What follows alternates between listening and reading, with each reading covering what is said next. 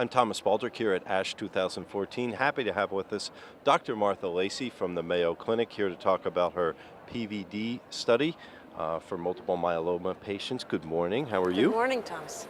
Thank you for stopping by. What can you tell us about this study, where you are so far? We conducted a phase 1 and then phase 2 trial of Pomalidomide, bortezomib, dexamethasone for relapsed lenalidomide refractory patients. The results of the phase 1 portion were reported at ASH last year, so this year we reported the results of our phase 2 portion of the trial. We accrued 50 patients total, and 47 of them were either at the MTD of the phase 1 or at phase 2, and those were the ones we reported this year. How were they different from last year? Well, last year it was just the phase 1 portion was designed to make sure that we could get the right dose without excessive toxicity. So this year it was really the phase 2 portion concentrated on what were the response rates in this lenalidomide refractory population, what was the progression-free survival, the duration of response, the overall survival, and what was the tolerability of the regimen. So what were the key pieces? Well, there had been a previous PVD regimen reported at ASH last year that utilized twice-weekly bortezomib and 4 days a week of dexamethasone.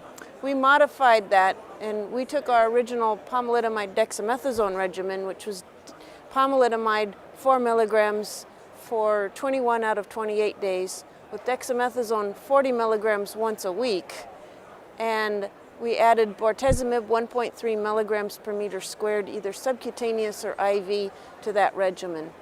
So compared to the prior PVD regimen that had been reported in the MM005 trial, this trial used a much less dose-intense approach with the bortezomib and the dexamethasone. We were hoping to preserve the efficacy of that prior PVD work and yet make the regimen more tolerable for patients and more convenient to administer. What do you think is most significant about this study? We saw very high response rates in this patient population that was lenalidomide refractory. Our overall confirmed responses of PR or better were seen in 85% of the patients, and VGPR or better were seen in 45% of the patients. And we had very good durability of the remissions.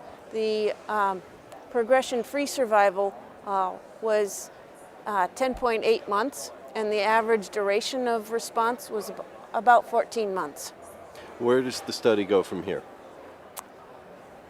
Well, the nice thing about this trial is that these are all drugs that are FDA approved, so this regimen can make an immediate impact in patient lives, because a lot of the work that gets presented here at ASH is using hot new drugs that haven't been approved yet, and that's great to hear about all the promising results, but patients have to wait a few years if they want to receive it at home. This regimen was safe, it was tolerable, side effects were very modest and were limited primarily to neutropenia that was easily managed with either dose reductions or holding the drug for a while.